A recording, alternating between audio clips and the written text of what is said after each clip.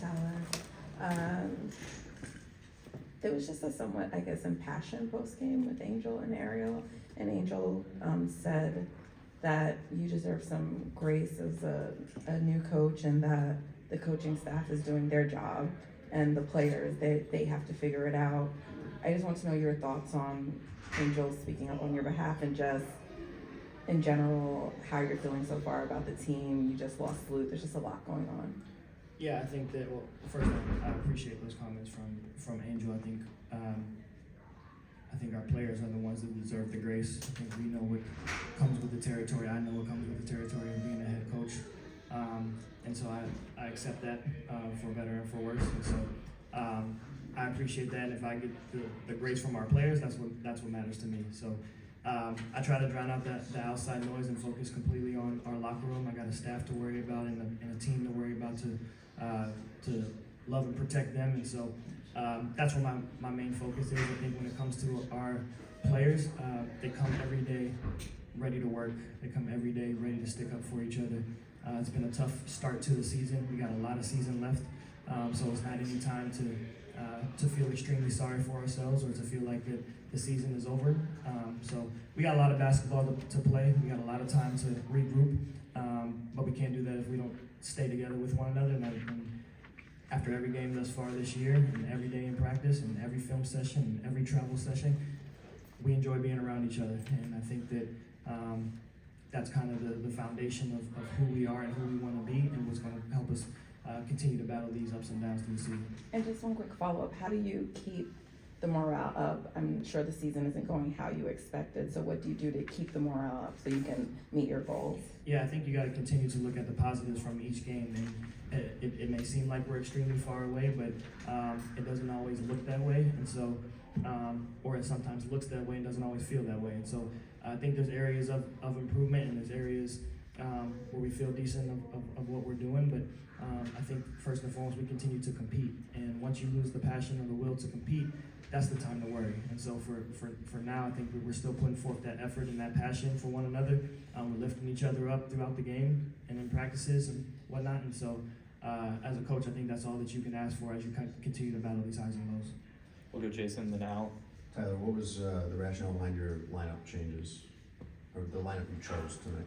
Yeah, just to mix things up. I think that obviously we had to make a decision at our starting point guard spot with Sue being out, but inserting back into the lineup is just something that we felt like we wanted to mix things up. And so it's nothing that Kia was or wasn't doing. I think that she gave us some solid minutes off the bench today, and she's someone who's been experienced at both positions and situations throughout her career, where she's started some, she's come off the bench some, so we felt comfortable with her being able to adjust, and she's been the consummate professional no matter what. So we appreciate that. And along those lines, you made a change really early, taking Camilla out 2 minutes of the game. What was the reason for that?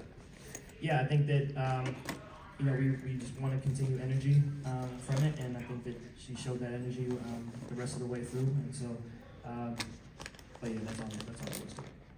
Al. Coach, we understand that you talked about patience, having patience with this team, but we do understand also this is probably the fourth game where the team has lost over 20 points. What's the message to the team after a loss like this? That we can't continue to beat ourselves. I think that we got to continue to give ourselves opportunities. There's been several games this season where we've had more offensive possessions than the opposing team, but we've hurt ourselves with turnovers, and a lot of that is our own doing. And so we got to give ourselves a chance to stay in games and continue to battle. And at times we're getting stops and we're unable to convert, or at times we're getting scores and we're unable to get stops. And so we got to find that consistency amongst the team. But at the end of the day, we can't beat ourselves. If we lose a game, it's got to be because the other team was just better and made more shots than we did. But can't take us out of who we want to be and what we want to do. Christine, front row on your left. I just wanted to follow up on something that you said earlier about the positives. Can you just give some examples from tonight's game, especially in that fourth quarter? You outscored Liberty 24-15. What were some of the positives that you saw in that fourth quarter? I think first is that we're still, like, our effort is still there. Our will to compete is still there. That's gotta maintain. We all get paid to do a job, and we can't take the opportunity to play for granted. As we've seen, if there's anyone that wants to be here, it's Courtney Vandersloot, and it can be gone at the moment of an eye. So we got to appreciate every opportunity we're able to step on that floor and compete, no matter what the final score says.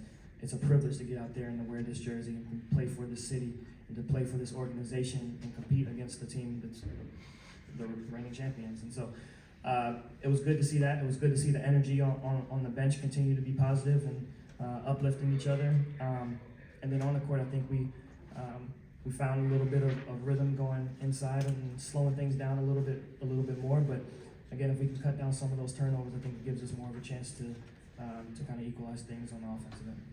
Ben, second on your left. Just going back to the turnovers, I mean, obviously 15 first half turnovers, 14 made field goals. Just what was the difference? What accounted for the 15 in the first half? I think it was just, I think we were just kind of forcing a little bit too much. We weren't letting things come to us. We were letting New York dictate a little bit more than we wanted to. And second half, I thought we did a decent job of protecting the basketball. But first half, I think it was just there was a lack of space and a lack of rhythm. We just the pressure kind of bothered us a little bit.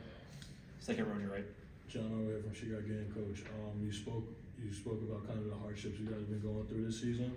However, on a positive note, I do want to speak, or want you to speak about the positive leadership that you've seen from Reese, and just from other teammates as well. While the season's this tough right now, they're still coming in with high spirits and still trying to lead these young guys. What can you speak about their leadership? Yeah, I think our leadership has kind of been widespread. It's been there's been accountability from our vets, and there's been a willingness to be accountable from our young players as well. I think that they've learned a good bit from those who have been more experienced in the league. Mariah Jefferson hasn't really played a game yet, and she's been extremely influential in the locker room from a leadership standpoint. And then throughout the game, obviously, Angel being out there and being a vocal presence and being a vocal leader out there is keeping people engaged and setting the tone from that standpoint. And so it's just great to see them continue to come together and do what's needed to be done and say what's needed to be said in moments to where we can, where we're probably able to feel bad about ourselves, but the other team isn't. And so we got to continue to stay upbeat and uplifted in those moments so we can continue to fight and compete. Last few questions, you go third row on your right. Yep. Coach, just want to ask you, because you had a chance to have that lead cut to 13 despite taking their first blow. You're trying to come back. Let's talk about the competitiveness your team showed tonight against a Liberty team that we've seen them with what they did against the Sun, with how they can avalanche. You talk about how your team was really still about the competitive nature tonight. And if this Liberty team is the deepest team in this deep league that you have faced so far this season. Yeah, I mean they have a championship pedigree, and so they're well coached. They got veteran leadership over there. They got youthful presence. I think that when you play against teams like the Liberty, again, you can't afford to have self-inflicted wounds, and so because they make you pay for them. And so, again, proud of the way that we battled tonight. I think that again, if we can cut down some of our own mistakes on both ends of the floor, I think we'll be more of a position to have a fighting chance at the end of games. Back row on your left. Coach, what's going on? Hey, Brandon Scoopy Robinson. You well respected across basketball with stints in the NBA, WNBA, and all over.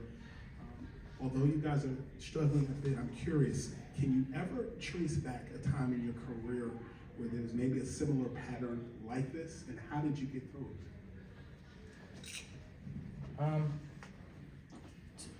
Like this, no. Again, I think that that's just because of the position that I'm in. I think that I always say as a player development coach or as an assistant coach, you have the luxury to just make suggestions and not make decisions. And Sure. so everything in this seat kind of falls on you, and so it's fine. But I think that I've been a part of teams that didn't necessarily have winning seasons, but and those are tough in itself, no matter what position you're in. But I think now the difference is when you're not in the head seat, you're just figuring out how you can make an impact in your role. And now in this position, it's more about how can you continue to protect the players and how can you continue to make sure that they're in good spirits, and you got a staff that you're overseeing and how to make sure that they stay uplifted as well. And so after these types of games, that's where my mind and my heart immediately go to, and how I can be the best head coach for them. and then we worry about the basketball after. Last two questions will go third row on your left. What was the biggest challenge tonight? Was it the turnovers or? Yeah, I think it's the turnovers because one, the turnovers impact your ability to get back in transition for a team that is really good in transition, and so I think also it's just again with the number of possessions, we only had 5 less shot attempts tonight with 22 turnovers, and so you cut those in half and you give yourselves a chance to get more attempts at the rim. You don't know what those can convert into, but maybe it has a positive impact on what that fourth quarter looks like, and so. Yeah, again, just a championship team, you can't beat yourself because they make you pay on that. Last question, front row on your right. What did you see from Angel tonight offensively between her fast start, her efficiency? Just did you see her do anything differently? Differently, no. I think that what we saw tonight is who Angel is. I think that she was maybe a little bit more aggressive and kind of demanding her spots and not letting it come to her, but her kind of initiating. And so that was good to see. It was good to see the aggressiveness that she had.